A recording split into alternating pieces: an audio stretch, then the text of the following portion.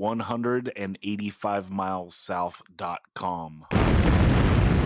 Smash that Patreon button.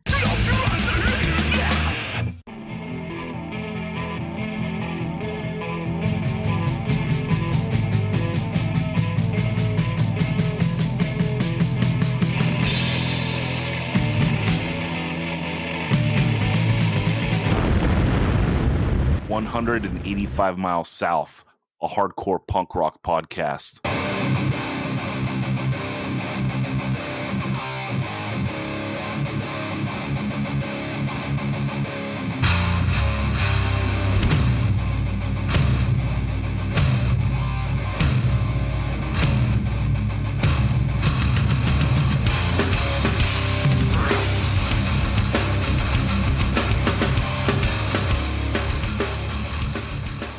What's up, everyone? We are back and talking hardcore, helping out. You know him, you love him. It is the best dressed man on the pod. It is Daniel Sant. What's up, Dan?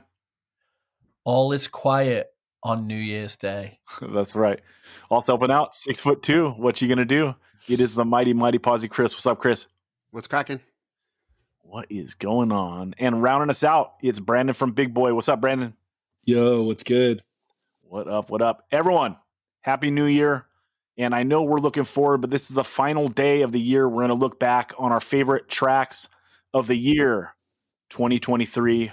Dan, we're doing a Super 7. Let everyone know the rules of this thing. Okay, so a Super 7 is our patented way of building competitive 7-song playlist featuring all our favorite songs from 2023. You can take the same band, but you cannot take the same song. So, for example, if I take Band A, Song 1, that song is off the table, but somebody else can take a song from Band A.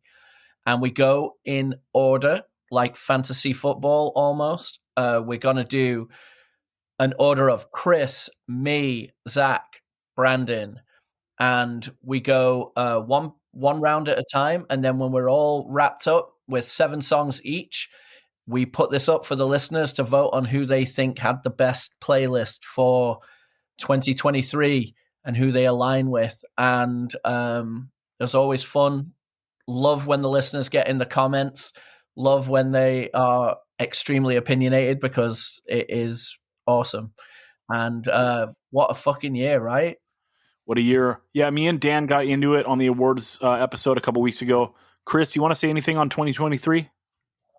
Oh man, like always, an awesome year for hardcore. Lots of lots of good. I don't know. I'm just psyched to get into it.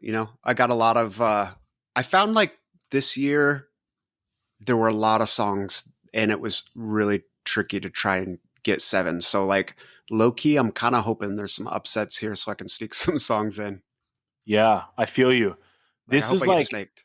So many good EPs this year. Like I think that this was a better EP year in 2023 than an LP year. But, and better EP year and a better just like single year almost. Like, yes. Like there's some standout tracks even on those EPs and the LPs. I swear we could do Super 21s right now. Yeah. Like, I have a short list. This is my short list. It has 75 songs on it. Well, I'm going to give you the shortest honorable mentions ever tonight. I'm going to plow through them like the what's the Micro Machine dude? Oh yeah, Micro Machines come in collected of 5. Micro Machines come in collected of 5. That's exactly right. Okay, 2023 is the year. Chris, what is the best song of 2023? All right, we're going to kick this off with a major upset. No, we're not. We're going Nation from Homefront.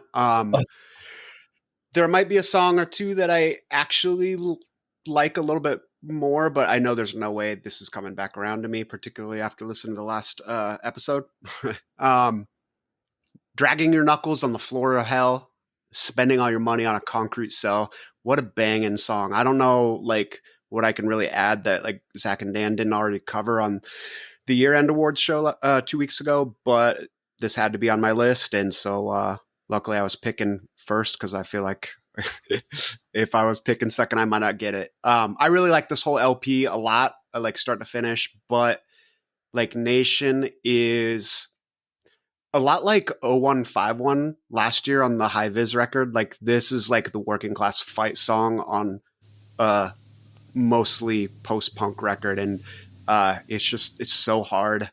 If you haven't listened to the last episode of the pod, go back, check it out, because the interview with Graham was super fascinating. Like the story about how the song wasn't even going to be on the LP originally, and then some stuff happened. They got a bad rejected test press and went back, and it kind of opened up the door for them to add it in. And it's kind of wild to think about, what that LP would have been without the song. But still really good. But like the song adds a whole different dimension and like edge to the record. Yeah, I mean, this song is an outlier on the LP, though, right? It's like the only song that he shouts on. For So, sure. like, the LP would have made sense without it, but goddamn, you would have left off your best song, like in my opinion, by far. Yeah. Like this is the hit. Brandon, you like this song? The Homefront song that you guys said, Nation. I checked it out after I listened to the podcast a couple days ago. And yeah, I do like it too. It's pretty dark wave-ish, yeah. Hell yeah. Dan, final thoughts on our song of the year? Well, I'm just bummed that Posy Chris got pick one. The fix is in. I mean, it's a track, but don't think this is probably the last we're going to hear from Homefront on these lists, because I at least have two more that were on the 75 track short list. Dan, what's your number one song of the year? All right, so do I just, how that film Pay It Forward, or book Pay It Forward, and then it became a film? Do I just go Split System just to screw you, like I just got screwed? I won't do it to you. It's really tough because, just trying to. Okay, I'm going to put this up for vote from the other three members on this Super 7. This is the only time that we've heard this. The In My Eyes Out of Step outtake by Minor Threat. The only year that we've ever heard this is in 2023. Is this going to count? I mean, I think it's a bad pick for the year, but you can do whatever you want to do. Zach's trying to make up for that not having them in the Straight Edge Super 7. I am. Okay, I'm not going to take it. It's an episode about 2023, and you're saying you have 75 songs for 2023, and you want to pick a Minor Threat song? Well, I just don't want to get shit after the fact that I didn't take the Minor Threat. So I want it to be acknowledged that I did bring it up, but I'm not going to take it. And I'm going to go with Change from a Fiver by Rat Cage. All right. I mean, what an absolute track. Starts out with that very, very, poignant sample of someone speaking about the way the country's changing. And it's just a complete amazing song about the working class being squeezed to death by the political class. And it is raging, straightforward, like hardcore, less D-beat this time on this record, more just in the pockets, like fast as fuck hardcore with a really brilliant recording. This is Change from a Fiver off of the Savage Visions LP by Rat Cage, and I think it is an absolute banger. Well, you got the staff in vote, so that's important. That's true. This is great, 90-second mid-tempo banger, and yeah, I think it's cool that you and Staffen love this recording. We talked this record on the pod during the year. I don't like the recording. I don't like the way the drums sound, but this record rips, and it's a band that has like put out nothing but quality material. And here's another one, just straight rippers, like straight down the line. So yeah, respect. Great pick. What do you think, Chris? Yeah, this is on my short list, and actually My first bullet, if this were to get around to me, was shocked I was able to get this in this round. Figured Dan would have had it. And yeah, dude, I love this song. Also, I love that Dan's trying to put an asterisk on his straight edge Super 7. Too late for that, buddy. Yeah, dude, another working class fight song. Killer LP. I like the recording. I think it works for them. But again, I think this is the standout ripper on that LP. Hell yeah. Man, I got to take my first one. This is rough because Dan was teasing that he might be snaking my picks just out of spite. That ain't right. I mean, I do love that song. So. It's true. I have that whole LP. I want it. The LP comes out next year. I was thinking maybe I'd hold off and take it next year because what if the record's all clunkers except for that song? That could be the same for that Chisel song, Crying Your Eyes Out. Dude, you know what? That was going to be my song of the year, and then someone hit me up, and it's a re-recording. It came out a couple years ago. Oh, okay. So yeah, live and learn. I didn't know that was like a listener smarter than us wising me up.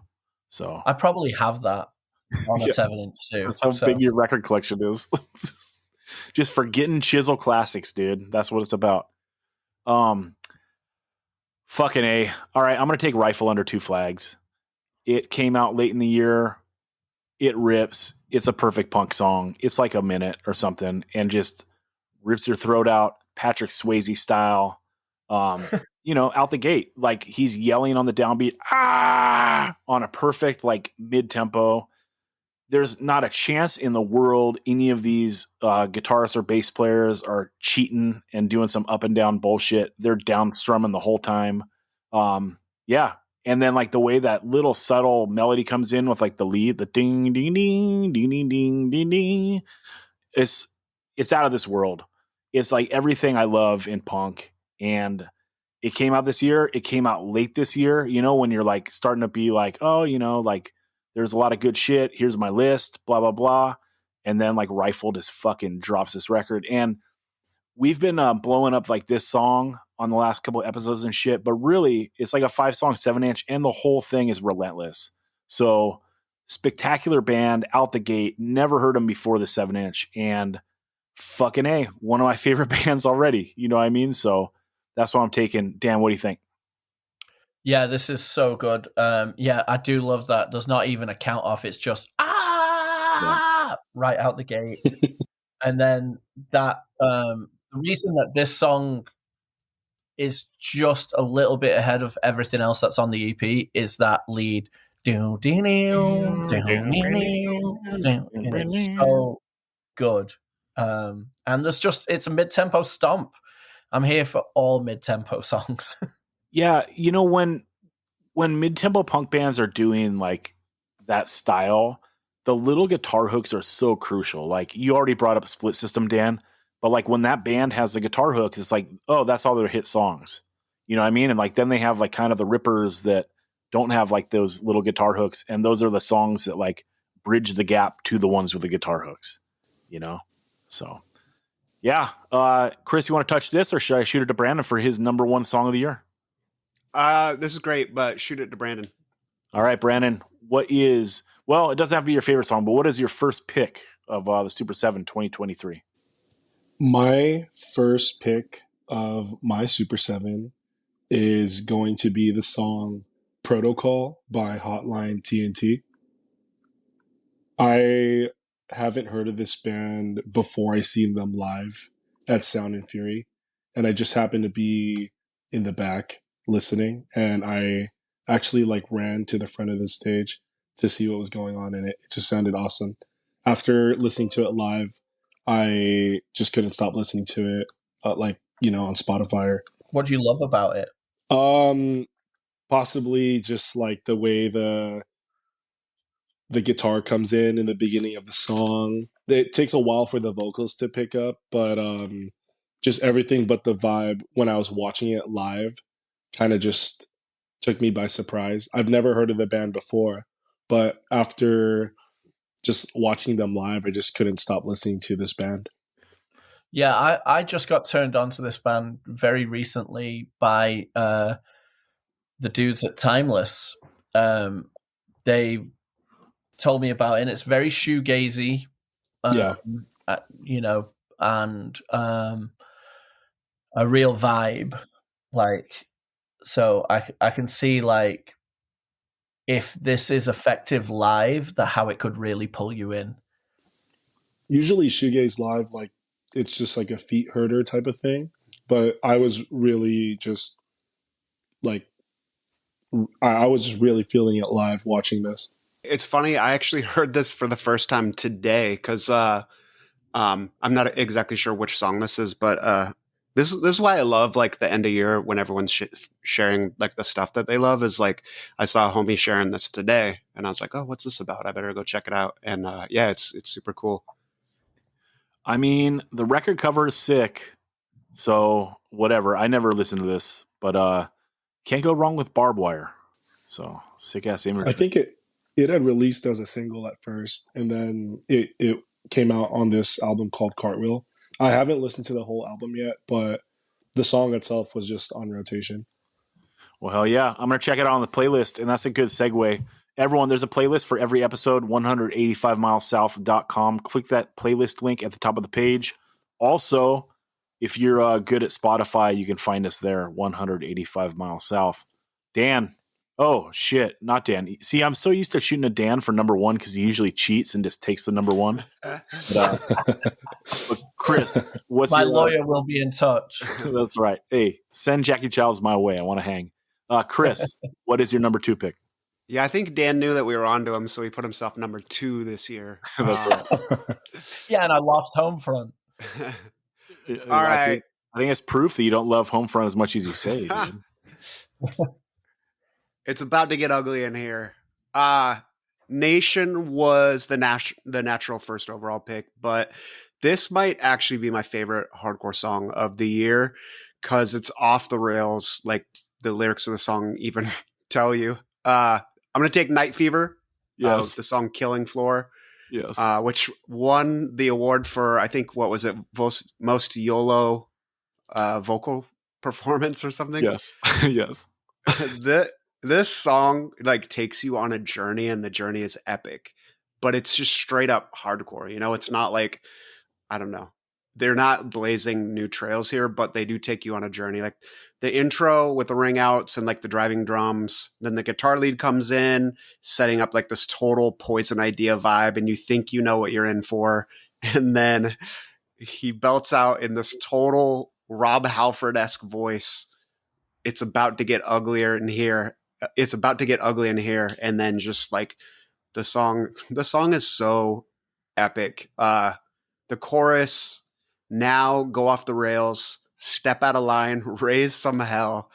The other thing I love about this is like the vocalist is pushing it to the limits. And like when you think the vocals can't get any higher on that, you know, that scale, he just gets higher. And it's so cool. It's like a beautiful mix of Poison Idea, Judas Priest, RKL, Youth of Today, Ignite, and like somehow all that works. We got a new LP coming out, I think early 2024. So keep your eyes out for that. Chris, great pick. I'm so glad this is on here because, like, yeah, this is some of the most out of control music in the world. You know what I mean? And like, there's no lyric sheet. I don't think. It's not listed on the Bandcamp, and I Googled and couldn't find it, but it's sick. There's like a part of the song where he's like, "This is hardcore," or like that's what I get from it, and it's like, yeah, you're goddamn right, dude.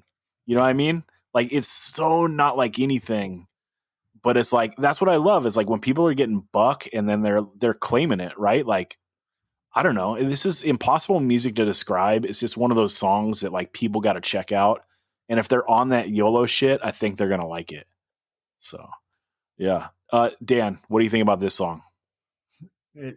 When we talked about it back on the pod, it's wild. It is as wild as you can get without. I mean, this is the epitome of it's lit. That marshmallow is just clinging to the stick. Yeah. It's just clinging, but the fire won't pull it down. It's great. I mean, it sounds like a shirtless guy that's wearing gloves, you know? Oh, and, yeah. And it is. It is. Yeah, it's the best thing about it, it's completely self-aware and self-unapologetic. Do you know what I mean? It's Yeah. like really going for it and proud to be. Yeah.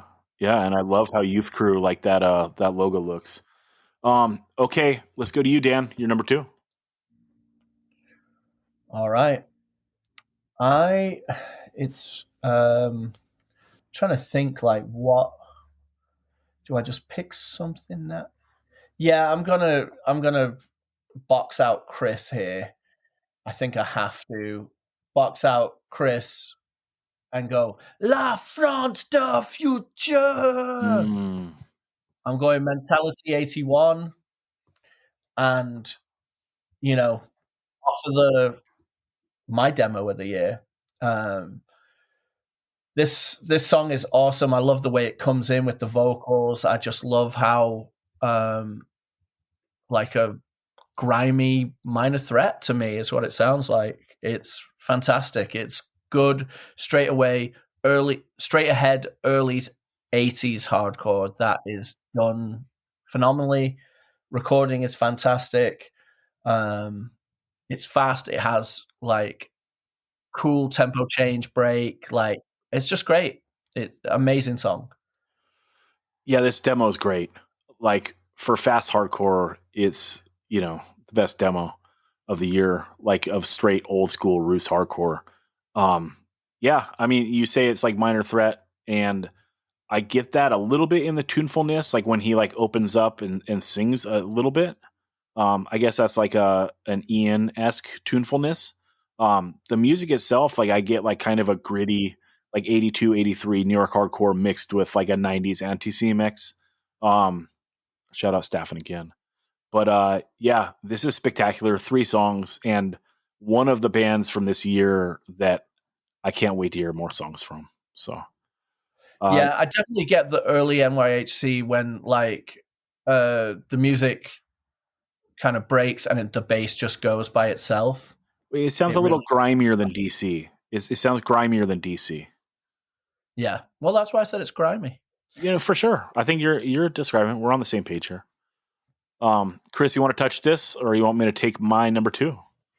You can take your number 2, but I also love this a lot and I'm glad it's on the playlist. I'm good to talk it.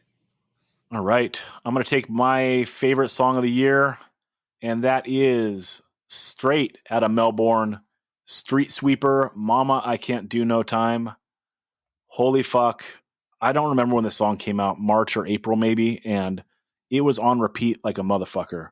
I don't know where this band lands, like what they claim they are, if they're like punk or they're pub rock or they're like proto-punk or what. But this is just like a perfect rock and roll song, right? Like every single thing about it is perfect. It's a 10 out of 10. And God, that chorus is so good. And then that lead, like the lead into the solo, like fucking A. If this song missed you this year, I hope you go and check it out. Cause yeah, one of my favorite things so much. I love this thing so much. I ordered the 7-inch from Australia after I've made a pact to myself that I'm not buying any 7-inches anymore. So, it is what it is. I also had to buy that big boy 7-inch too. So what's up? Thanks. That's what's up. Dan, what do you think? I mean, this was on my list. But this is an all-timer. This song is an all-time banger. We could listen to this 10 years from now. You're going to be like, this song holds up. Listen to it 20 years from now. It holds up. The guitar playing is phenomenal. The 7-inch cover is amazing. But I love the way the actual line, Mama, I Can't Do No Time, is delivered repeatedly in this song.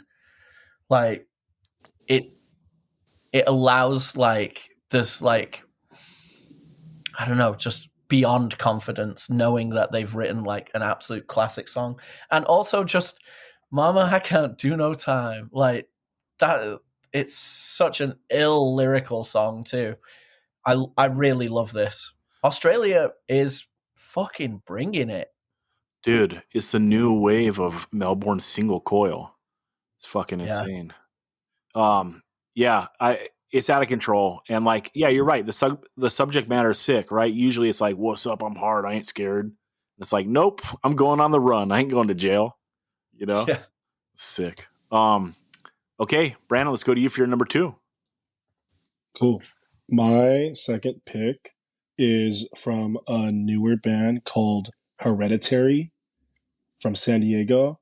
The song I choose is called Can't Stop It. And it's actually a song that I did a feature on.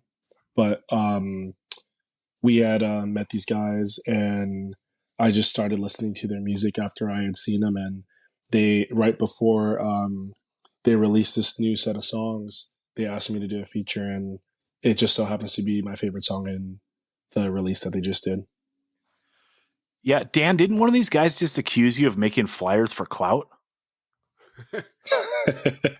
I mean, me probably. I mean, I've been chasing clout my whole life. So That's right. now. Anyway, yeah, this song's great.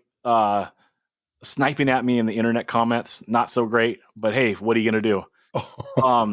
Yeah, this is sick. This is great. The recording sounds big. It's a step up from what they've done. They're cool ass kids. I jest, you know. But yeah, and Brandon, your feature is great. Like this is a perfect example of how to do a feature, right? Thank you. Hell yeah. Well, thank them. Yeah, that's right. Dan, what do you think about this? I think this is the standout track from the recording. I think Brandon's part is amazing. I like the like there's a little bit of negative space there that really gives it some bounce. Yeah, this is a really great hardcore song, and the recording is just as good as the songwriting is. Yeah, we featured this on the podcast a few weeks back, and told everyone to get into it because it's really good. Yeah, I mean, this is the best song.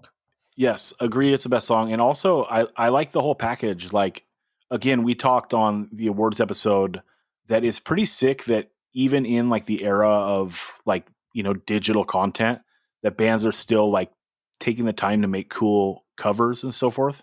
I like the cover of this is basic, right? It's like it's the band, their logo, but I love the font, I love the color scheme, and I think it looks sick. It's like something that I like to look at, and yeah, there's a killer EP and good ass San Diego band. So much love. Let's circle back around to Chris for his number 3. All right. Yeah, just to add, that Hereditary song is a banger, and also my favorite track on that too. So hell yeah, coming in hot towards the end of the year, November, right? November 17th. Hell yeah, just under the bell. All right, Dan made me a little bit nervous. I did have Mentality 81 on my short list, but the song that I had to have here is basically that same crew of people. I'm going Coop Gorge, Throat Cutter, Vengeance. My Northwest heart is going to the northwest of France for this one, and this is the most like there's heavy Portland vibes to the song. It sounds like them really leaning into like the tragedy lane, but still keeping it. I don't know. It's a little bit different, not quite as grimy, but yeah, I can't pronounce this band's name or the name of their songs. I guess Vengeance. I certainly can't spell this band's name, but yeah, this is my favorite record of the year, and this is the standout track on it. And I don't think the LP has any filler. Like it's pretty banging start to end. And I don't know. This one though just stands out above. It's just really vibey, and yeah, that I love the my French stuff has got some vibes in it. Yeah, the tragedy call out is like not that far off, right? Although the singing is completely different. So like if you're someone that liked like those dark tragedy melodies, but like, that the vocals were maybe a little too harsh, like this is something to check out. Although I don't know if this song is representative of the rest of the record. It's like the slow, like spookier song. Mhm. But it's like in the right slot, right? It's in the 5 slot. It totally cuts up the record. Like if you're going to Yeah. do an LP with like 12 songs, you got to have some songs like this where you change it up, you take a little bit of a risk, and like these dudes knocked it out of the park. This LP is spectacular, and this song in particular, well, that first like main song after the intro, I love, but then this one's spectacular, and I love that like this band tosses in the scissor beat. Like they really take you on a ride on this LP, and yeah, just straight up spectacular band. Dan, you want to touch this? Yeah. I do love Vengeance. It is one of the standout tracks, but I would have probably gone with Au fond de cette prison. That song is so epic. But this LP, this easily could have been LP of the year as well. Like, just Zach was wearing his. I think it won an award. It did. It did, but it could have won 185 album of the year. But Zach was wearing his American flag Zubas and his American flag tank top when putting together the candidates. Dude, so yeah, it was 80s New York hardcore on the final records of the year for sure. Dude, I'm not gonna hate on what actually got it. Yeah. Yep. But yeah, this is fantastic. Hell yeah. Dan, number 3. All right. We're getting down to it already. It's crazy. I'm going to go with Honed Blade by Gel. All right.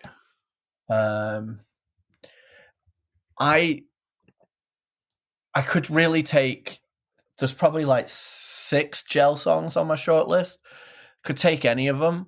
The thing that that makes Honed Blade like kind of pop up for me is it really has that fantastic like what Gulch used to do, that full blown Neanderthal beat at a point, but it also has like just great tom, like floor tom part as well.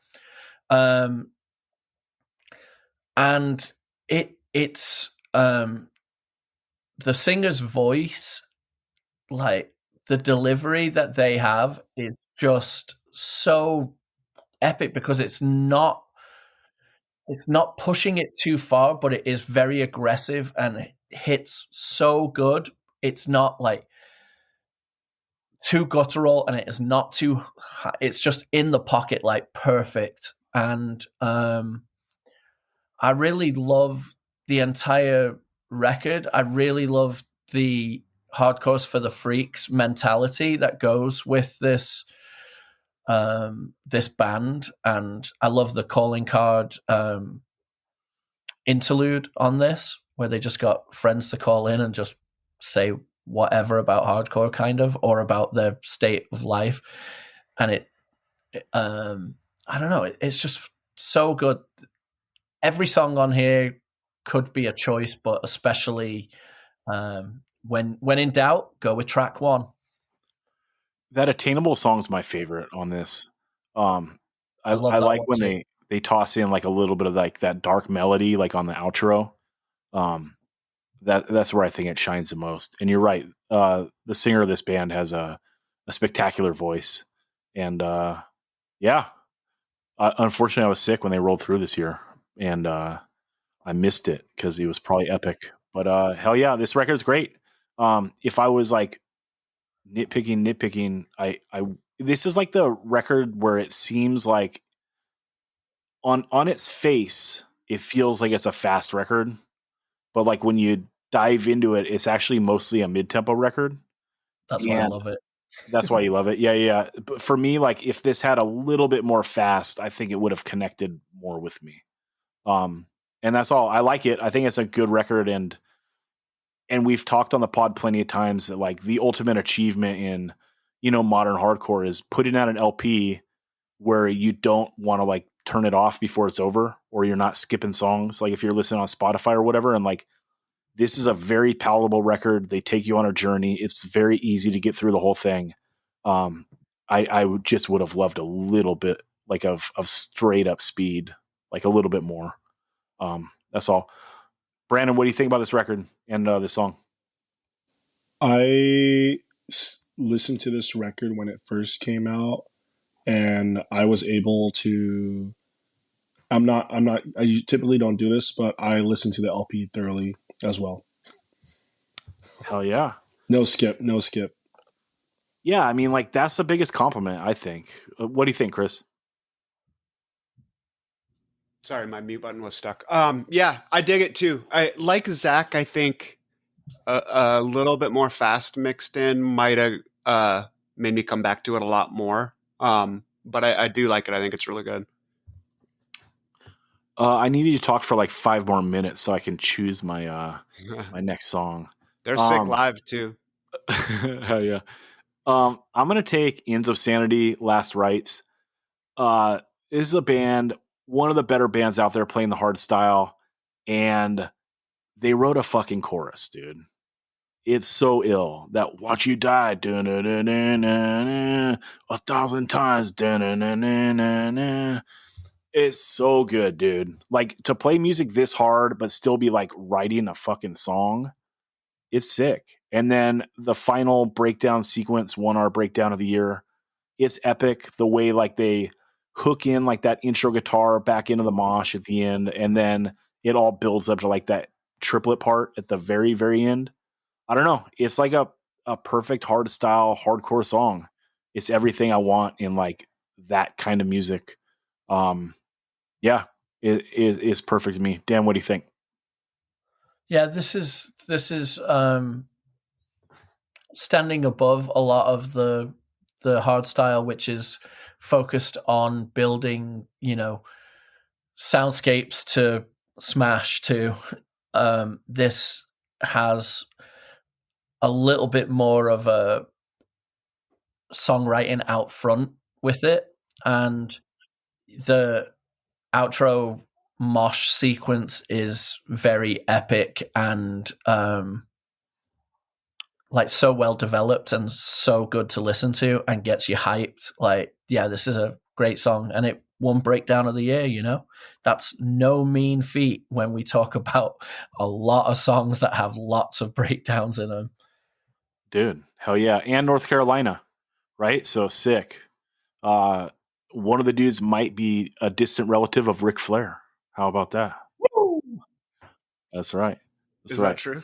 No, I don't know. Oh, okay. But it's a possibility. Brandon, what's your number 3?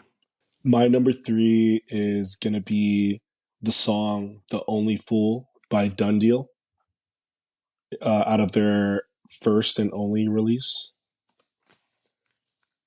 I was just really into the vocal style that Chris was doing in the song. It's almost like, sounds like it's a joke, but if you were there live, you could tell it wasn't a joke. It's awesome. Yeah, great pick. Great EP cover, especially the shoes. And I love on that verse when like the drummer switches to the ride randomly, halfway through the verse. It's like that's the kind of shit that like it keeps you on your toes when you're listening to like this style of hard like bounce music. Yeah, and the vocal delivery is really good. So this is sick. Wasn't that familiar with it, but went in and gave it a shot. Dan, what do you think? Yeah, this is giving Furia 5 like vibage, giving that little bit of piccolo snare ignorance. It's not quite piccolo snare, but the snare is pulled really tight and is high in the sound, which just adds a level of ignorama to all of these kind of recordings.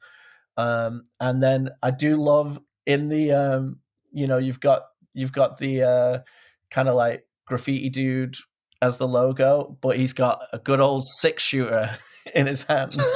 He's got the revolver, like the Smith and Wesson, like Colt 45 in his hand, which just gave me a little bit of, it cracked me up quite a bit. Yeah, this is great. Hell yeah. Chris, you want to speak on this, or you want to take your number 4? Yeah, cool demo. It's a demo, right? Yeah. It's always hard to say like what's a demo and what's an EP in the streaming era, but yeah, this is cool. The guitar sounds super bright and upfront. So I love that. Hell yeah. All right. What is this? The 4th round? Number 4. All right. I have not yet picked a band from the United States of America. And I'm going to stick with that. I'm going to go down to South Korea. I'm going to pick a slant song from that 3-song demo that they did a few months back. I'm going to take Stranger. A total ripper. The lyrics, the opening line, the lyrics are so sick. It's leeches all over me, not a drop left. Like, what a hard line. The way it comes in with like those opening ring outs and like the rolling bass and then like the building toms, and then that's like a super short buildup, and then it goes through the opening riff like just one time and then blast straight into the verse. And then the chorus, this chorus is really cool how it plays off. It's like 4 hits, like 4 staccato guitar hits over like the beat that's going the whole time, and then a break, and then the vocals do like a perfect call and response to those 4 hits. I'm not your friend, stranger. Love this band. I hope I get to see them someday because they just sound so intense. I've seen a couple videos of them live. They look awesome live. I hope they come to California and I get to see them. This demo rips. It won our award of best demo from a band that already put out an LP. And this is it's great. It's 3 songs. Every song is better than the last. This is a hit. That chorus, like you said, is spectacular. Very punk, right? With the I'm not your friend. So good. Yeah, this band rips. There's nothing bad I can say about this. So good. Dan, you want to touch it? Yeah, standout track from the release. It's incredible. This band can't miss. Like, they know what they're doing, and the vocalist's vocals are just so awesome. Like, and like you say, that chorus, I'm not like, it's really cool to do it that, there's staccato elements to the music, but the staccato vocalization makes it so catchy and so sing-alongish, and very angry. It's fantastic. Dan, you're number 4. All right. Jesus Christ. I'm like writing notes down here. It looks like, the Charlie meme from It's Always Sunny. I've got all these different songs like written out, and I'm like, but if I don't get that, like, or if I do get this, how am I going to leave this off? And it's so brutal. All right, all right. I'm going to take my home front song now. I'm going to take Faded State. The first song off the record. The other one that is as good as Nation. Maybe it's 1 millisecond or I don't know what we would grade them in. Like, if Nation is a 10, this is a 9.99 for me. It opens with it builds really nicely with the music, and it just lets you know what you're in for with this band, that they're just channeling like absolute perfection era of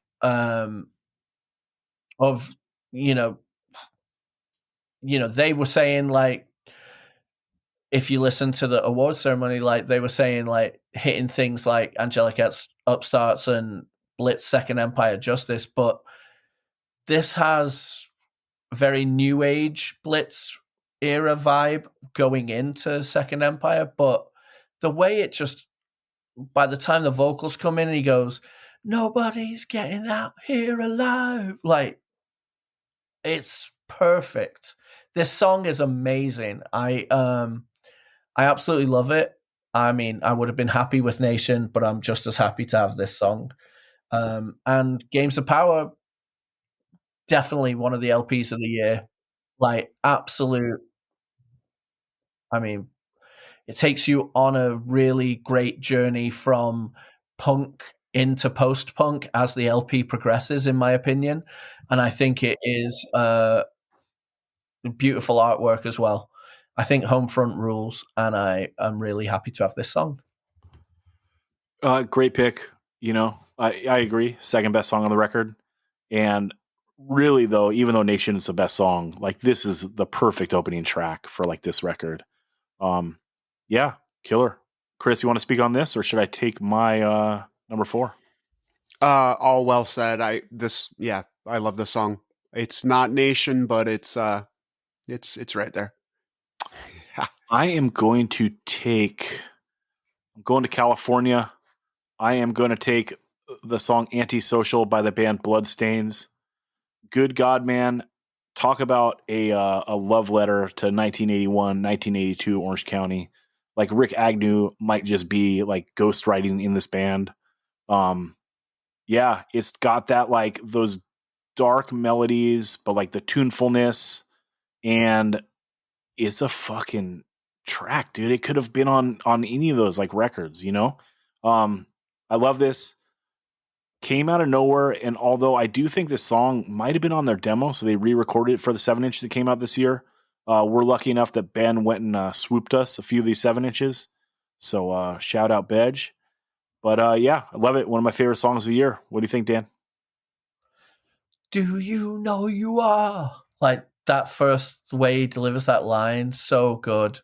I think it like you say, it's tuneful and poppy as hell, but it is dark, like, which does put it right in that, you know, that Agent Orange, Rick Agnew vibe. But also, I hear Wipers in this quite a bit too.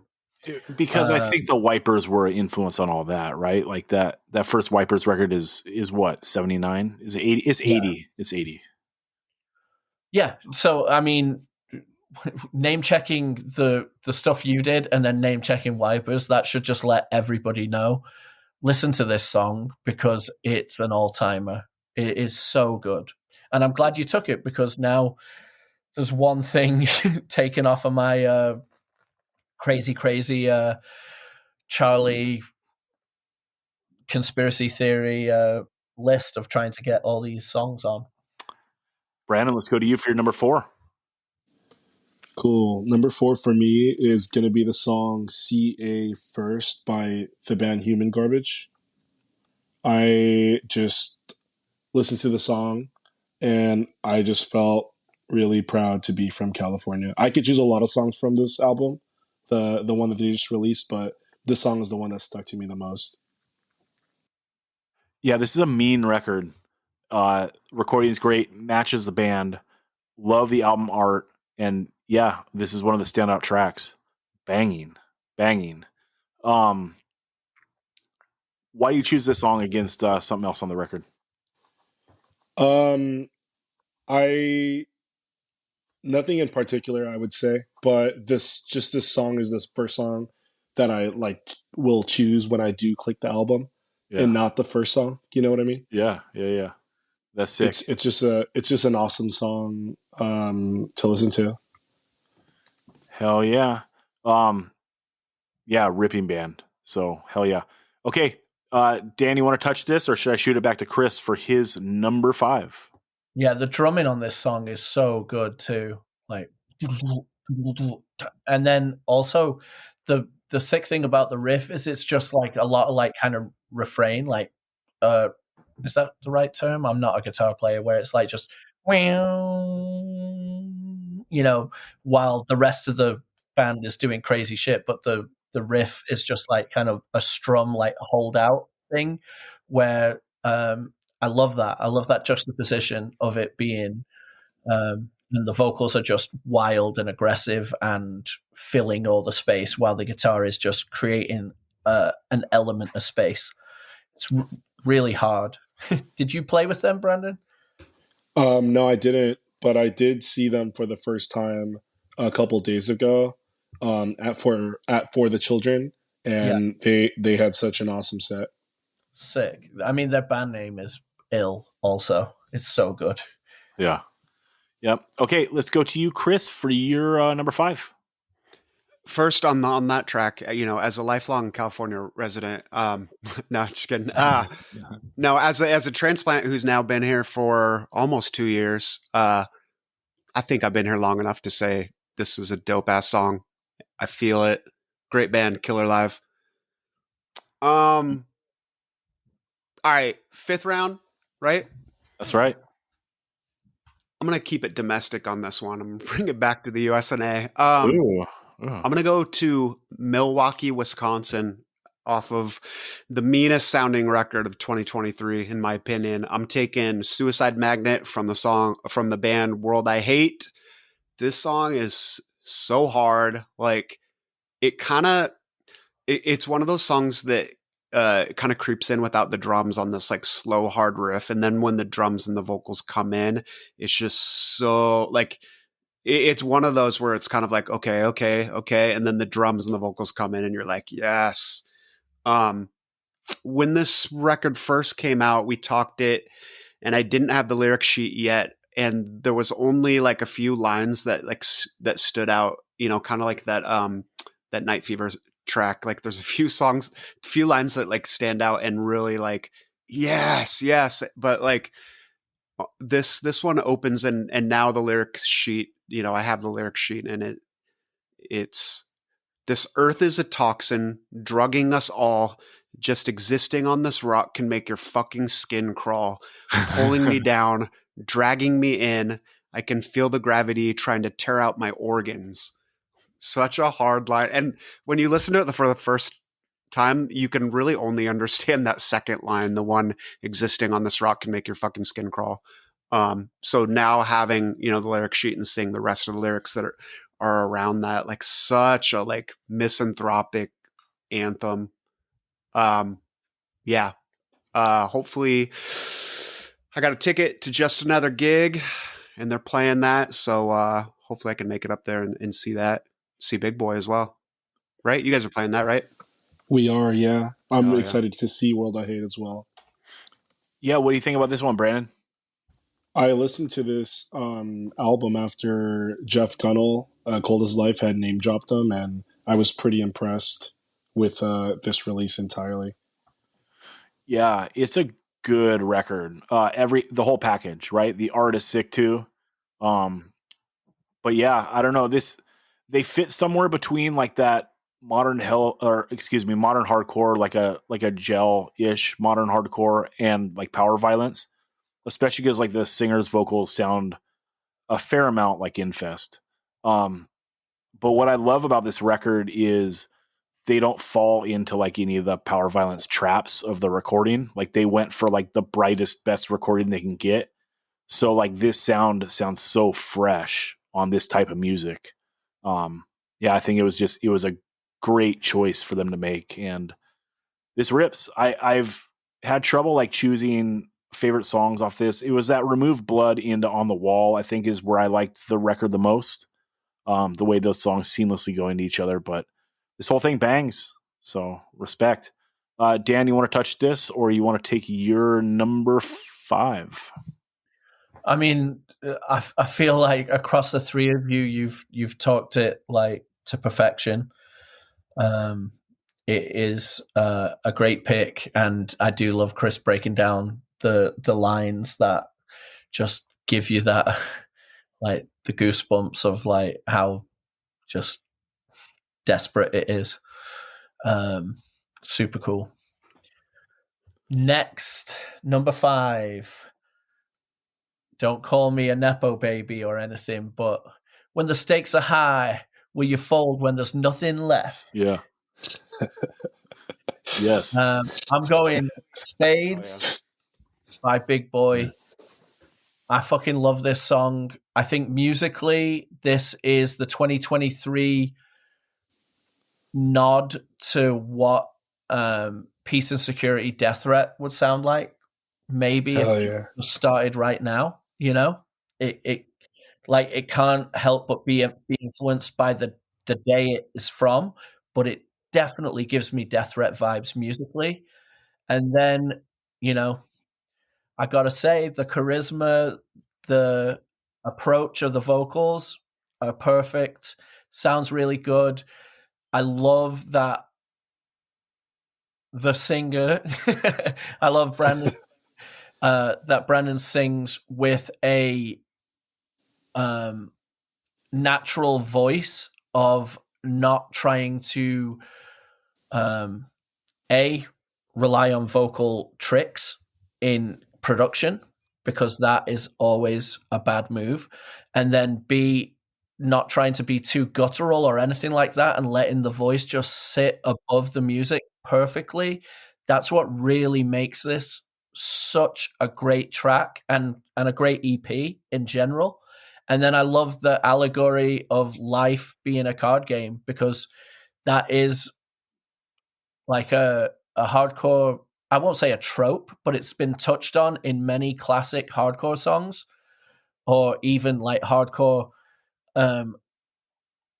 layouts like Demonstrate My Style and stuff like that. I love the fact that, you know, it's down to like, are you gonna be able to flip the card and have the ace of spades? Are you gonna be able to come out winning at the end of life?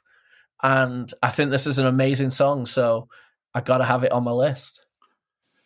Yeah, Awesome. that's a good call on like the Aaron Death Threat thing, right? Like, Brandon, I know this is awkward, us talking about it with you on the line, but just put us on mute. Yeah, I think that Brandon's voice falls somewhere between Aaron Death Threat and like Jay from Mind Force. And it is very refreshing, like on this like pretty moshy, bouncy music, right? It's like a different take, and there's a lot of confidence in the voice. There's also just a lot of confidence in the songwriting. Like I tried to explain poorly to Brandon in his little interview on the award show, it's like these songs are kind of strange in the way that they're so short, but they also feel like they're not in a hurry to like be anywhere. And like you have these different parts of the songs and you're just almost chilling. Like, we're here.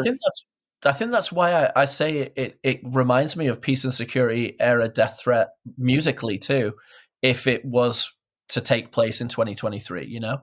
Yeah. Also, I want to say one thing that I swear I'm not like negging this at all, but like some of the guitar is like almost a little sloppy when it gets like really riffy if you're doing a headphones listen, which I like. And that's like part of what makes this band good is it's not super studioed out. Like that stuff could have been fixed with, you know, doing a million takes in the studio or even just having the engineer move shit around. But like, it's just pretty sick. Like, go in, play the songs, get the fuck out. Like, you know, you're a good band. You know, the songs are there, and that's what's up. It like keeps a little bit of like the hardcore and punk spirit in there to like have not everything sound like just like a studio project, you know, like there's a little bit of rawness in this, which I think adds to it. Chris, you want to speak on this? Yeah, I didn't have this song on my list because I had TNT on my list. Yeah, that's my track. But yeah, this EP is dope. Brandon, I don't know if you heard the podcast where we talked about this the last time, but I admitted there that the first time I heard Big Boy, I wasn't really feeling it. You know how it is. Sometimes you just like you listen to something and it doesn't click right off for you, and you have to hear it a second time or third time. And you know, my little homies from End of Days are always riding for you guys. So you know, I came back to it, and like when I came back to it, I was like, damn, like the thing that I didn't really like about it on first listen was like the vocals weren't, you know, all the things that they were just saying like weren't like in your face and intense. They're just like kind of laid back and like swaggy, right? And I think it took me like a couple listens to be like, no, actually, this is not like you know, unintense and boring. It's like confident and it's got swagger and I don't know. Like after listening to it a couple times, I really dug it. Also got the song. We got a venue here in the Slow area called Village Hardcore, and I got this song on one of the playlists that we play in between bands, and when it comes on, kids get psyched. So hope you guys come play here sometime. You're in Slow? Yeah. Oh, that's awesome. I would love to. Hell yeah. Great pick, Dan. And goddamn, I wish the talking went longer because I'm still just struggling over here. I'm gonna take Brandon, anything to add on that? Yeah, that's all right. I'm gonna take Make Them Fucking Watch. Da, da, da, da, da, da, da, da, da, da, da. Speed Plans, Make Them Watch. This is another record that came out early in the year. Dude, there's some records this year that had legs. This is one of them. This, along with like the Out of Pocket record I talked on the awards show, saying these are my two like palate cleanser records of the year. You know, when I just need to wipe my brain clean. That Out of Pocket record and this Speed Plans record, like so monotone, so fucking gnarly. Like there's no multitasking when you're listening to like this record. It's just all your, you know, smooth brain can handle, you know, and it's out of this world. You know, that Illiterates LP we put up for best recording because it was like so raw and nice. And like this is even rawer. And this record, like, it doesn't even make sense to me how it sounds. Like everything's wrong with it, you know, like it sounds so gnarly, like you would think it's recorded on a boombox, but it doesn't have that shitty lo-fi-ness to it. It still sounds bright, even though it just is like a mangled mess. But it just like it works with these songs. It is like nothing else, you know, that has come across me recently. It's just so gnarly, so fast, and it's just one of those things that connected with me in a weird way. I love it so much. Dan, do you remember us talking this record? Yeah, absolutely. I just think it's so funny that your palate cleanser are two absolutely gnarly sounding records. Oh, let me just cleanse my palate. Like crazy. Well, okay, think about it in like the context, right? Like what is a palate cleanser, right? In between like your courses or whatever. You know, when you're having nice stuff, right? So you want to have something in between that like wipes out the memory of the previous thing, you know? And like this does it. You know, it's very hard to, you know, going from like Homefront to Big Boy, like those are both like nice sounding records that like, you know, there's a lot of elements to it, you know, where like fucking Out of Pocket is just a bounce and a palm mute, you know, and like just this monotone pounding and like a, you know, a 1997 like New Jersey snare tone. And like it's so sick. And same with this, it's just pummeling like 82 hardcore, you know, with like the mastering turned up to 11. So it's so fucking out of control sounding, right? Like it just wipes the brain clean for whatever you want to listen to next. Yeah, that's all I got. Let's see here. Okay, Brandon, number 5. Let's see, number 5. I'll go with this song. It's actually an Out of Pocket song. The song's called Wrong Hand, and it is from their most recent release, Waste of a Man. I really like this like guitar part going into like this like bouncy two-steppy type of like mosh part that goes dun dun dun dun dun dun dun dun dun dun. But the timing of that part going into the part where the drum goes like changes so fast, but it works so well. It doesn't make sense when you listen to it, but it just makes sense when you listen to it. It's hard to explain. This is a great song. And yeah, you're right. this band is hard to explain. It's a bouncy palm mute smorgasbord of fucking smooth brain awesomeness. You know, like, Yes. and you're right. Like this riff, it's almost like off tempo, but it's not, because like the whole thing about this band is like they have the bounce thing down more than like anyone, I think, right now. You know, so it's like, yeah, it's like this off kilter riff, but somehow like when the drums come in, it's like, oh, this fucking works. And like the little bit of double kick they throw in is so sick. And just this recording is so awesome. The way that like they didn't go for like that distortioned out, like heavy death metal-y sound, right? Like there's no HM2 on this.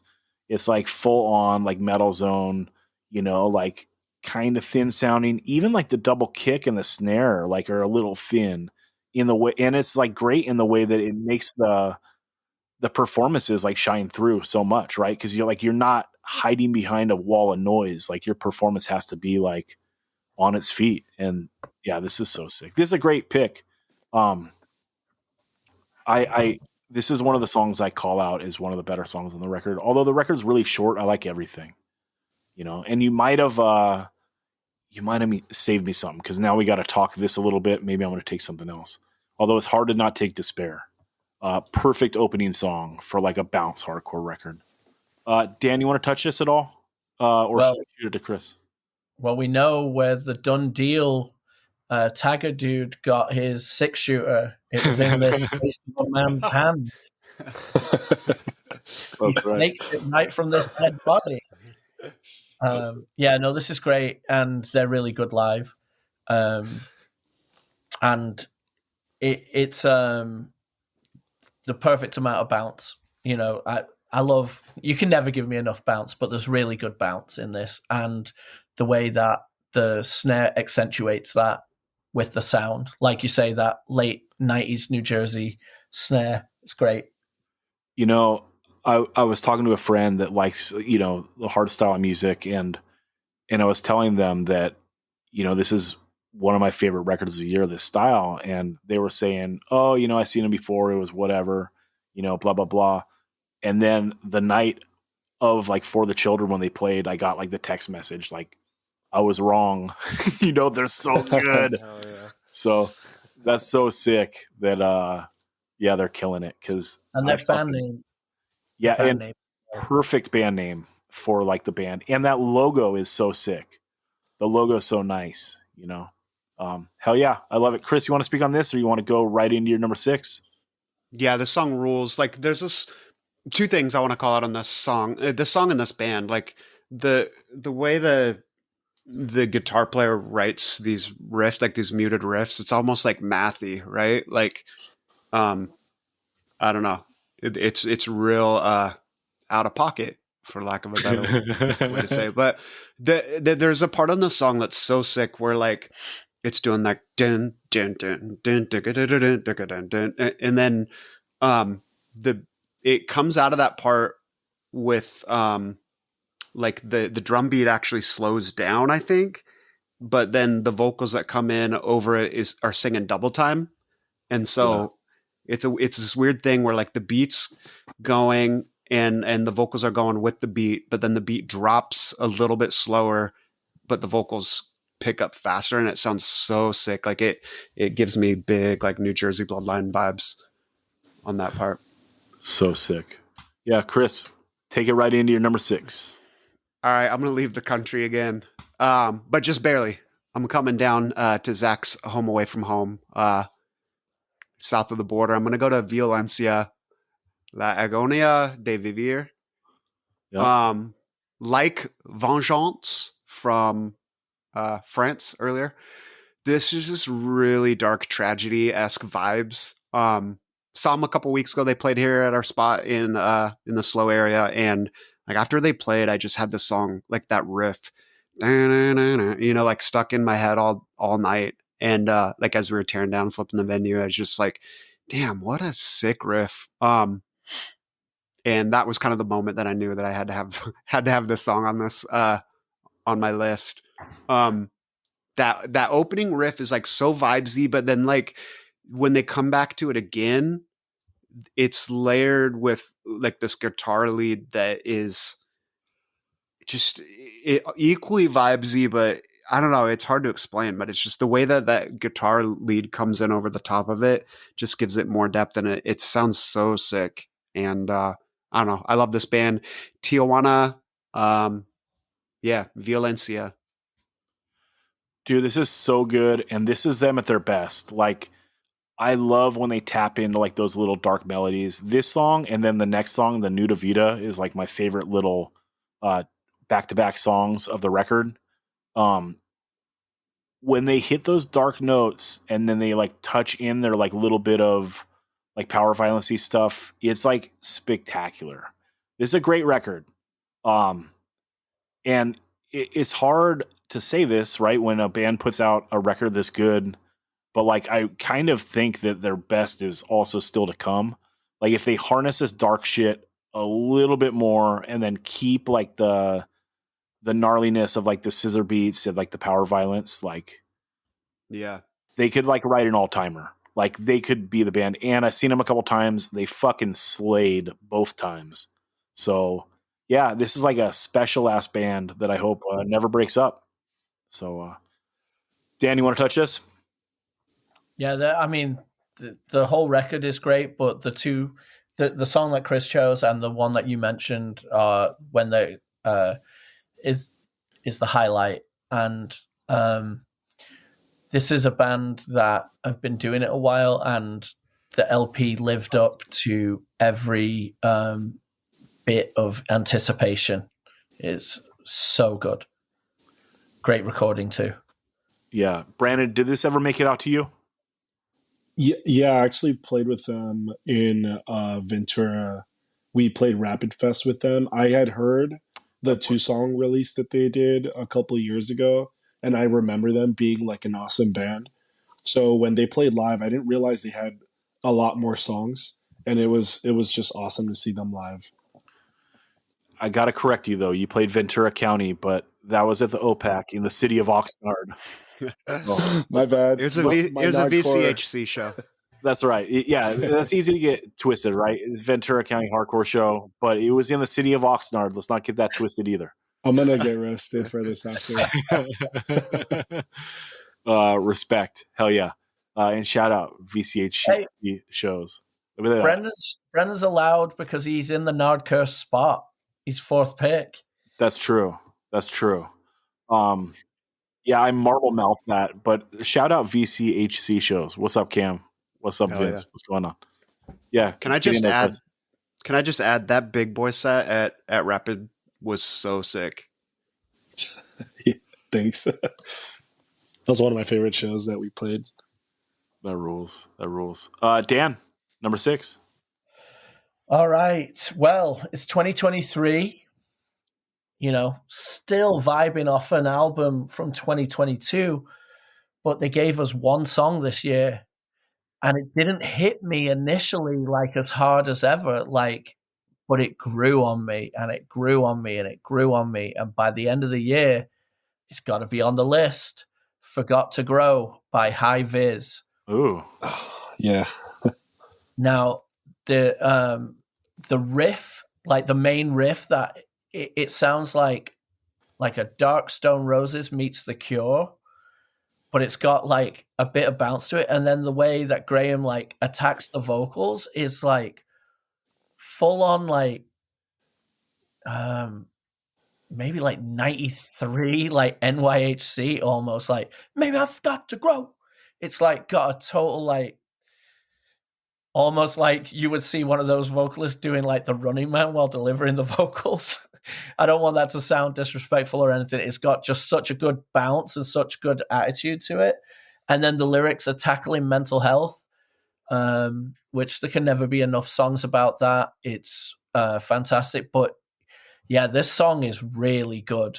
And it might be a little preview to what we've got to come in later 2024, maybe. I don't know. When I first heard it, coming off of Blending and coming off of the LP before, it didn't hit me like some of the standout tracks off those records at first. And then just having it on a couple playlists and listening to it more and more, it just gets under your skin, and it is it's an absolute incredible song. And it totally has, like I was saying, like that 93 kind of NYC, almost without the, the operatic vocals, but it has a little bit of like almost like leeway delivery to some of the the staccato and like bouncy delivery of the vocal. I don't know, it's just great. It's an amazing song. It's so sick. Like, you never see these vocals coming. Like, the way he hits you with it. It's like, it's almost like a high vis mashing up with Trapped Under Ice. Yeah. It's so sick. And like it just shows like these dudes are like riding one level above. You know what I mean? In this like whatever lane you want to say they're in, right? Like, it's so good. Like, they're not just attacking the song like you normally would, right? Oh, I'm going to put nice sounding vocals over this nice sounding song. It's like, no, I'm going to attack this in a different way because I'm a fucking artist. Everyone knows it's 185 miles south. We worship at the altar of high vis, and they can do no wrong. This was not a slow burn for me, like Dan. Out the gate, I like this one. So what's up? Brandon, you want to touch this? Yeah, I listened to this song a couple times. I also listened to that other release that they put out this year, but I believe they're old songs. The Society Exists EP. Oh yeah. That's prior to the first LP. Okay. Yeah. This song was awesome. The Forgot to Grow song was really good. Hell yeah. Chris, you want to touch this so I can have a little more time to think about my next pick? No, weirdly, this is I kind of forgot this existed. Shameful. Maybe you forgot to grow.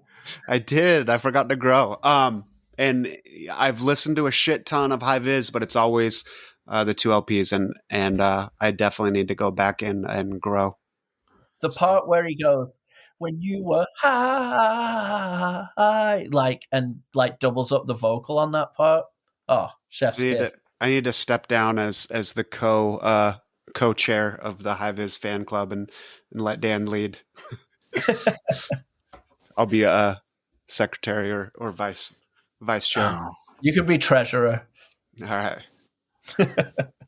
I need more time. Oh man, this is like heartbreaking already. What the fuck am I gonna take? I think I got to go hometown and take Tarina, Slave No More.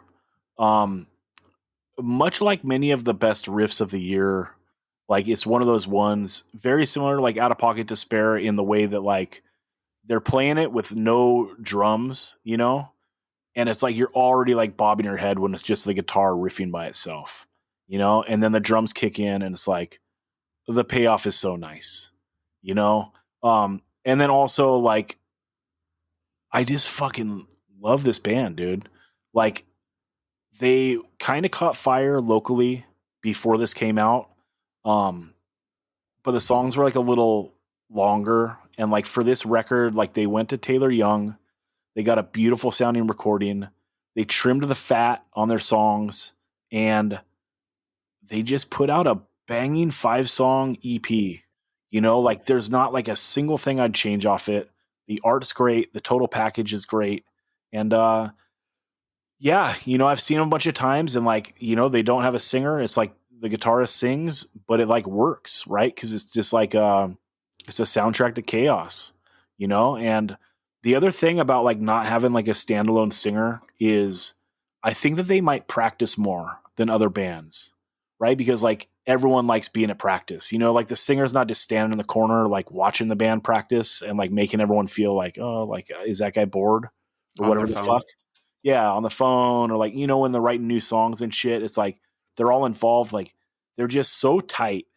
And like, when you listen to this record, it just sounds like songs that were hashed out in a room, where like so much of music now is people sending stuff back and forth, or writing songs remote and all that. And like, it's wild for like, a moshy band to like listen to it and be like, damn, this shit sounds like it was hashed out like in a room, all 4 dudes together, like making this happen. So yeah, all 5 songs are bangers. This record rips. I recommend it to everyone. One of my favorite records of the year. And another one with legs. This came out in March, and it has never gone out of rotation for me. So that's what's up. Brandon, what do you think about this? Yeah, this release was awesome. I remember when they first dropped the single, I believe "Bleed" Yeah. may have been the first song released, and this has been on rotation since. We've played with them plenty of times since then as well, and it's just been nonstop for me as well. Hell yeah. Dan, you want to touch this, or should I shoot it to Brandon for his number 6? No, I love this. I love this song. I think this might be my favorite one off the EP. Also, I love the way that the backup vocals are placed in the perfect spots, and the way that one thing that I always love when singers do is like the line between the lines blurs, like so the like slave no more of the, and it continues the next line. That kind of vibe is really cool. I like that in songwriting. And then I love the slow build of the breakdown to this, where it just drops to just drum and bass and just starts like creepy crawling its way up, and then there's a and it kicks in, and it it's a really great song. Yeah, they never do panic chords, so sick. It's like I'm waiting for it. Like, just break my heart, guys. And it just never comes. I'm so stoked. Okay. Chris, you want to speak on this at all, or should I shoot it to Brandon for his number 6? Yeah, I'll just add, I mean, Trina, such a sick band. Always just incredible seeing them live, particularly in the 805. Like, their sets are unreal. I think that Rapid Fest set they played, and someone broke their leg like 30 seconds into their set. They had to stop for a while. And usually when that kind of thing happens, it's a bit of a vibe killer, and the energy doesn't pick back up. But it after person got attended to, it got maybe almost as crazy. And yeah, it was a blast. Yeah, the injuries weren't a vibe killer until after the show, when someone decided to sue the place, and now there's no more hardcore shows there. So, oh yeah, bummer. Maybe don't get buck and then sue if you get hurt at a fucking hardcore show, dude. What the fuck? Okay, let's go to you, Brandon, for your number 6. Cool. Number 6 for me is gonna be the song "Born to Run" in the new Angel Dust record, Brand New Soul. There's a lot of good songs in this, but this song in particular has a good feature, and it's just like a awesome song to listen to. I really like the direction that Angel Dust is taking their music, especially with this song. More so pop than hardcore or hard rock. I enjoy it. Yeah, this is a sick pick, especially because like it's right in the middle of the record, which is like the testament to writing a good album, right? Like if you're plucking the 6th track out of a 13-song record. Also, like that little lead in the middle is so good. Yeah, it's so good. This is a killer pick. Yeah, I don't know. I don't know if like this is the one that I saw coming, but like this is a killer song off this record, and another good record. Chris, you love this band, don't you? Yeah, they're a lot of fun. They're, I don't know, they continue to, I don't know. They every record is like a little bit different. They kind of explore some different territory. This song, I almost hear like a little bit of like Mac DeMarco in some of the guitar riffs, and I know that's an artist that Justice actually got me into, so that makes sense. Yeah, I haven't seen Angel Dust in way too long. I'm just realizing now because, yeah, they're a lot of fun live too. I've seen them this year. They sold out brick by brick, and like that's not a small place. So they're fucking killing it. Was that with on the End It tour? It was. Dude, I was so bummed I missed that one. Dude, it was so sick. Dan, you want to touch this, or should we shoot it to Chris for Heartbreak Round, song number 7? No, I don't. Okay, we go to Chris. I'm not familiar enough with it. To me, I do like the end part with the where the female vocalist comes in, and it's got kind of like the downbeat thing. But for the most part, this is it's cool, but it's not for me. Chris, Heartbreak Round, number 7. All right, I'm gonna cross the border back into the USA. Get on the 5.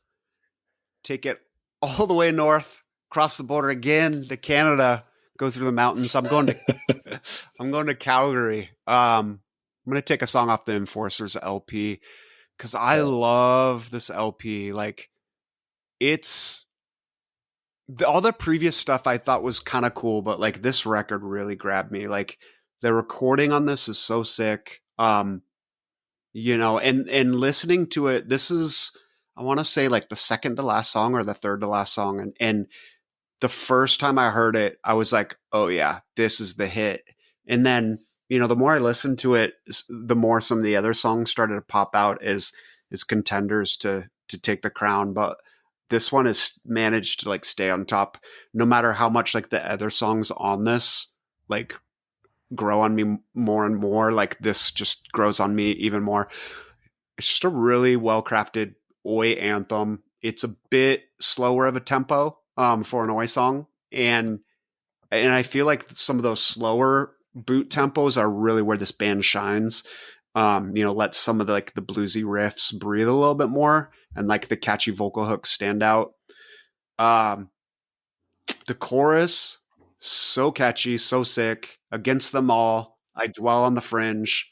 Outside of the outside looking in. The scars on my hands are for a reason. This world disposed of us, but I won't make it easy for them. Such a great track. I'm closing out my playlist with this. Chris, did you say the song title? Maybe not. I don't think I did. Sorry. I was making everyone guess. It's called So Be It. Okay. Yeah. This record is killer. Sorry, I tried to be dramatic and no, I know. And I just totally forgot. It's behind the curtain. This recording is spectacular. Like, whoever recorded this, dude, kudos. And bands need to like make the pilgrimage here. Like, it's a bright sounding punk recording. And this is killer. It's killer. For my favorite, Oi type music, I need like those big choruses. I'm just not enough of a rocker to ride all the way for everything. But this is a killer record. And we talked it early in the year, and I love how much Chris rides for it. Got to be true to yourself, Dan, you want to speak on this?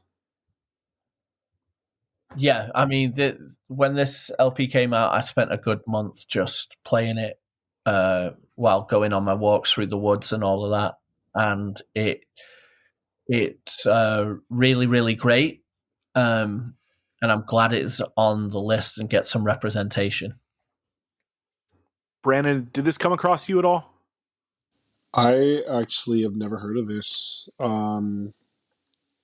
I was listening to it just right now, and it's something that I can get into, I would say. Hell yeah. Well, it's on the playlist, people, so handle business. The Enforcer, So Be It. I'm going to handle business because this is it's something that didn't connect with me super hard in the beginning of the year, but it's never too late to get into something. So that's what's up. Dan, Heartbreak Round, what is your 7th pick? This is crazy. I've got like 10 songs like that I really want to be featured on this. Like, it's so wild. You came to me and I'm like, oh, I think it could be this, but I really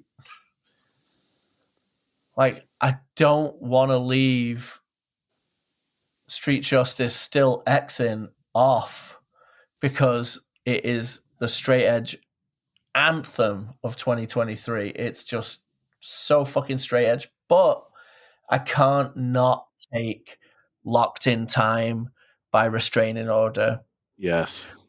You know, I've got to take it because it's a mid-tempo banger, so it's in Shay Daniel right there. Beyond that, it's so creatively written and performed, and the way that the vocals ride over it, and then you've got the cowbell in there, or kind of the wood block more than the cowbell, but like keeping the time, which really resonates with what the song is about and the locked in time motif. So it's almost like the seconds going click, click, click, click.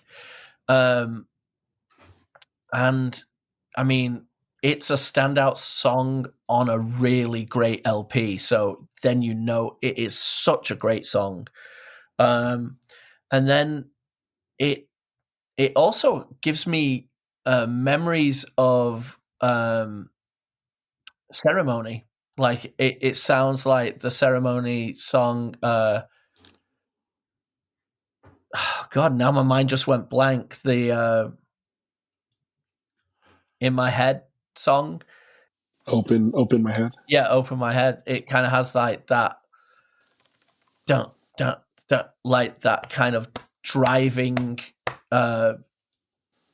downplayed, like not overly aggressive, not going full at it, like really pulling back. So the tempo and then the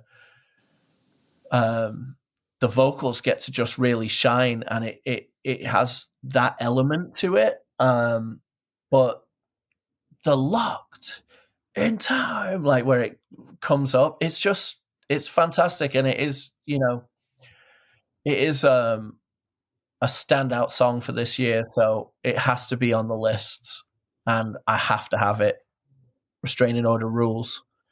Dude, this is so sick. And like, much like a couple of Chris's picks, like that Coop Gorge pick that he took, and also the Violencia, like this is the kind of song that you have to have when you're doing like a hardcore punk LP, you know? Like it's that wild tentpole song that it's got some spooky shit on it, right? Like that little so sick. And I love that, like when it's like doing that slow fade at the end, it hits like that one final time on the way out. So sick, dude. This LP rips, and it's wild to take this song, even though I'm with you, right? Because like it's not representative of the record, but it is representative of the band, which is like one of the bands that consistently writes some of the best hardcore punk in the modern era. Yeah, and they really thrive in the mid-tempo. They do, but I would say this is like almost, it's like a down tempo almost. Oh, this one, yeah, but I'm saying like this is not representative of any of their other songs. This is a standalone, like they really went for it with this one. But even like Fight Back or Misled, which are my other two favorites off this LP, both live in that somewhat mid-tempo world. They're just so good. Restraining Order rules. Hell yeah. Chris, you want to touch this? I had this on my short list as well, but I couldn't decide between this and Misled. Great record, 2 killer songs. Brandon, do you want to touch this at all, or should I take my number 7? I feel like Dan expressed this one really well. I thought this record was also really great. This song in particular was also one of the songs that stood out to me the most when listening to it. Hell yeah. God damn, dude. Heartbreak Round is real. Real. This is fucked up because you know what? That Split System song is like one of my favorite songs of the year, and Dan even teased that he was going to steal it from me in the first round, and I'm holding off, dude. I think I'm going to take it next year when it comes out on the LP. I respect that. Yeah, I want it in the mix with all those other songs. There's no way we can represent hardcore 2023 without having a Scarab song on this playlist, and it's there. I'm taking the song Scarab by the band Scarab on their demo, also titled Scarab. Dun dun dun dun dun dun dun dun dun dun. Scarab. So sick, dude. This band is batting 1,000. Like they have what 8 songs out now, 8 or 9. None are bad. You know, everything rips straight up. It's like the hardest style, but also like always having the pedal on the metal, always like keeping it fast.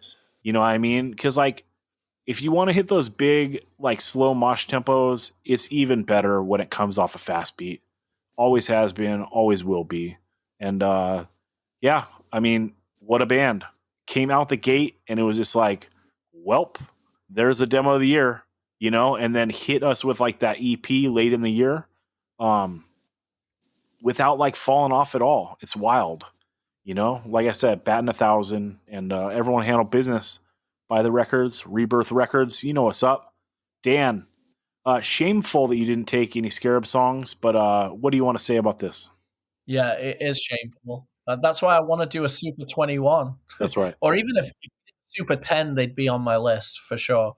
I would have taken Squeeze. Yes. Just a little bit more than Scarab, but yeah, I mean, Scarab, like going into the mosh part, perfection. This band does it completely right. They are fast, aggressive, yet still hard as hell without being full metal. Like everything about it, it's just like, this is like, you know, fast, hard style that is amazing. And they deliver live. Have you seen them or played with them, Brandon? No, I haven't. Have you gotten into this demo or the EP? Oh yeah, I did. I listened to the first EP when it came out, and when the second one came out, it almost sounds like I have to listen to both of them together. Yeah, But it's yeah, so good. Mully knocked it out of the park with both of these for sure. So sick. Chris, you want to speak on this or should I shoot it to Brandon for his final pick? Yeah. First question for Dan. Dan, would you say that your views on a Super 7 is that it doesn't mean shit till you're 21 songs in? Right. Now on. Yeah, dude, Scarab, this is literally the first, like the next song I would have had if I would have got snaked. Actually, no, not this song. I was going to take Squeeze, although I had a real existential crisis over the last couple of days trying to figure out if it was going to be Last Day, Scarab, or Squeeze, and finally netted on Squeeze. But all eight of these songs are killer. Like, what a band! Jealous that Dan got to see him, and I hope I get to see him soon. Oh yeah. Hey Dan, thanks for the shirt. Appreciate it. No problem. Yep. Brandon, it is your first time experiencing the Heartbreak Round. How does it feel? It feels bittersweet. You made it through, but it's time for the final pick. What are you taking? This one crept up onto my playlist really late because it was released a week ago, but I'm going to have to choose the song Federal Way of Life by the band Apex Predator. Hell yeah. Pacific Northwest. Yeah. I saw him open for High Viz. It's like I forgot the best they played version that of what show did they play? When I went and saw High Viz in Seattle, Apex Predator opened. Oh yeah, oh that's so awesome. I was gonna say it's like the best version of Hate Breed Worship. Shit, I fucked up with my mute button. Dude, we got to get a better host one of these days. Yeah, it's hard as fuck, straight up. I haven't sat with it yet. I didn't even realize it came out, so respect for letting me know, but this is a hard-ass band, and I can't wait to listen to this record because it's like right in my lane, you know what I mean? Like all the previous stuff they've put out, well, that Chaos Reigns, whenever that came out, 2022, I think. It was sick. So, yeah, I can't wait to get into this. Dan, you want to speak on this? Yeah, I mean, all I had to hear was the band name before like I even heard them. I was like, oh, this shit's going to be hard as fuck. Yeah. Like that band name just says it all. And it is. And he's a big dude delivering like on stage just lots of very Jamie Hatebreed like going into parts and stuff. It was really fantastic, and I was waiting for their next release because I thought it was going to be a big step up, so I can't wait to dive in. I love it. Chris, you want to speak on this, or should we wrap up? Yeah, these are the I was gonna say the Seattle homies, but they rep Federal Way, which is funny. If you know anything about the region, but yeah, I mean, killer band. They've been around for I don't know. I feel like maybe like came out right out of the pandemic. Maybe I don't know. Time is weird, but it's so sick to see like how much momentum this band has built. Like they're the band to see in the Northwest right now. Just they're like, if you don't know Casey, their singer, he's like the ultimate character. He's like a cartoon character. And this band is just like, I don't know. It's hard to explain if you don't know him, but it's so much fun. And the cool thing about this band, a couple cool things about this band. One, it's like half of the members of the band are like kids who've been in established bands before, and then the other half are like younger kids. I mean, they're a little bit older now because like through the pandemic, but like it's like a couple generations of kids is what I'm trying to say. And they have really been like the band that has embraced kind of like Gel is like hardcore for the freaks. Like Apex Predator is kind of like that for the Northwest. Like they've really embraced like the new kids, like the kids that come to shows and they're like, oh, what's this moshing thing? I want to try it, you know? And like, and they don't have like attitudes, like a cool guy attitudes about it. It's like, yeah, we're all, I don't know. It's just a cool vibe. It's hard to explain. And, this vibe that they've cultivated has made their shows in the Northwest like just insane. Dan, final thoughts on 2023. Wrapping it up. Oh, you know I've got to give you my Oh yeah, let's go to honorables. Dan, let me see if I'm ready to go first. No, you're not, because you've always been lagging this episode. Okay. Go ahead. Damn. Still Xing and Street fucking Justice from Street Justice. I mean, that Street Justice is amazing. Okay. The Glory Days by Brute. Hardly See Me by Lucy. Out of Mind, Gel.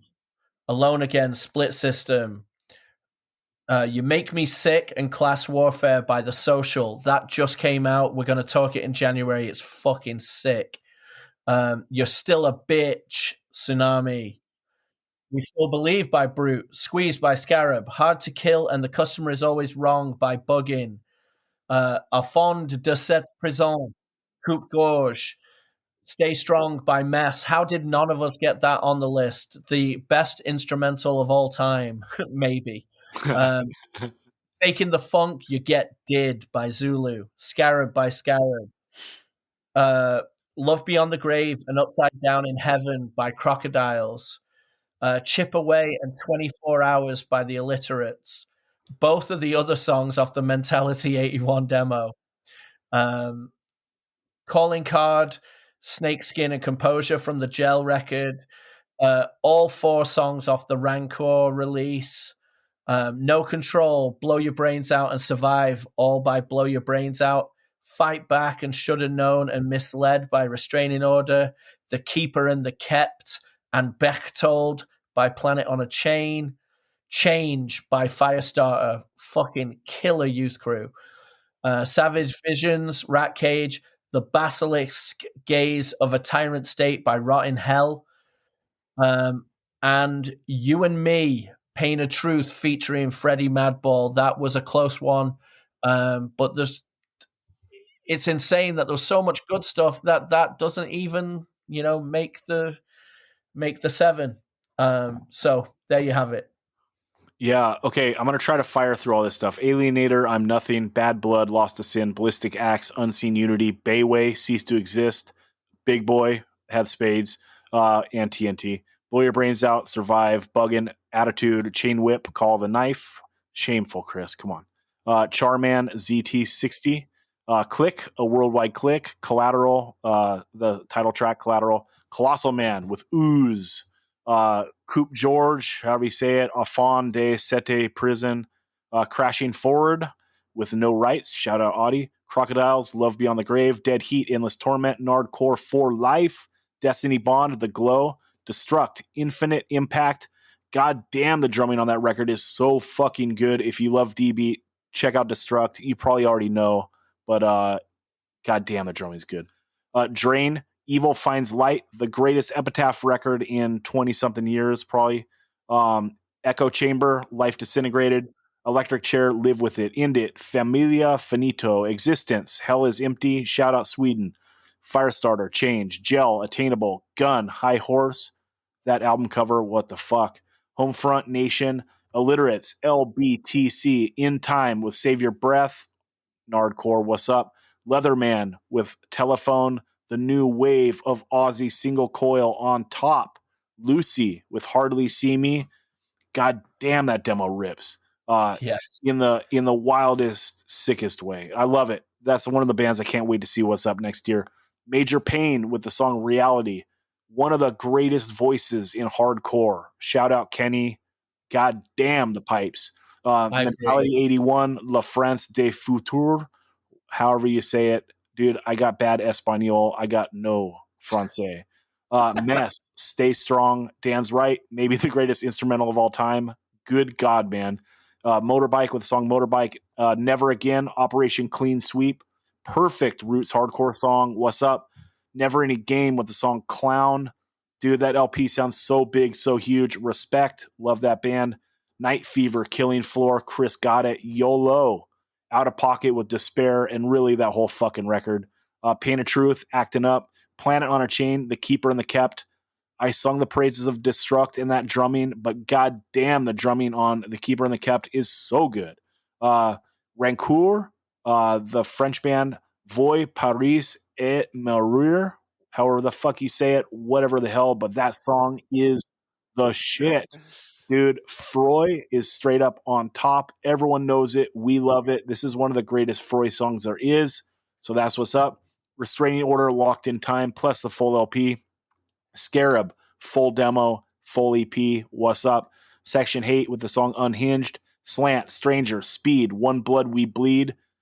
We better get more than one Speed song next year. Plus, that song came out in like January. We're fiending, dude. We need Speed next year. Represent for the hard style. Split System, Alone Again. One of my favorite songs of the year. Probably other than Mama, I Can't Do No Time, my most listened to. Who knows? Stigmatism with Private Army, LP of the year for hardcore punk. Tsunami, Dirty Work. Shout out American Hero, Mike Dirt. Shout out Joseph. What's up? The Chisel with Cry Your Eyes Out. Holy shit, that song is so good. Vendetta with Perspective. Shout out to the boys. Violencia with Nuda Vida. Will to Live. Molded. Wise Up with Reaper Bust. Shameful, Dan. Shameful. World I Hate with Remove Blood. Wreckage. Searching for Soul. Record that came out in January. Had legs. I love this thing. And this is the first song, the best song. So good. Also Zulu, Where I'm From. And shout out Bedge. That was a Bedge ass list. And that's what's up, dude. Hardcore 2023 rules. Brandon, you have any honorable mentions? No honorable mentions. You guys said all the ones that I would have said. Respect. Chris, you want to touch anything else before we get out of here? Yeah, the first one, Amusement, dropped 4 songs like a month ago. New band from Portland. So sick, like all 4 songs. It's like Seaweed, Sam I Am, Husker Du, somewhere in there. Can't get enough of it.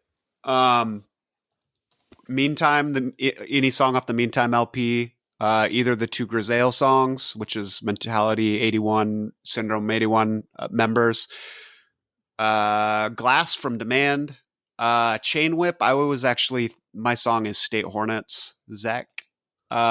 Anything from Witness Chamber, Shitty Life, Ego Death, Anemic Interior, the Code Orange song with Billy Corrigan. I love it. Feel the Flames, that EP's killer. Major Pain. Crazy Horse is my preferred song from Major Pain. The track Bread and Roses from No Heads, anything from Pest Control, World of Pleasure, and then I had a bunch of stuff that everyone already mentioned. Hell yeah. Dude, hell of a year. Everyone, Happy New Year. Dan, where can people find you? You can find me at Southport Instagrammer on Instagram. You can also find me at the Whistle Stop or the Cat Club DJing the best Britpop nights you've ever heard. Or you can find Reggie and I in the woods in Northern California like a couple of Ewoks.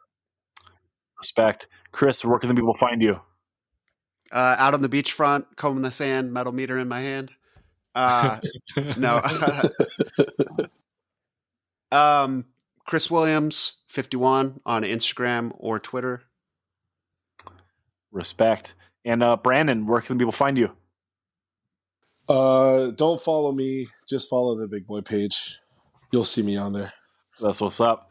Everyone, get at the podcast 185 miles south at gmail.com. Also, it's 185 miles south on Instagram, Twitter, and Threads. My personal is Zach Ratali on Instagram. And you know, Ratali is the best on Instagram, still the best in 2024. What's up? Everyone, we love you all. We'll talk to you again next week on Patreon.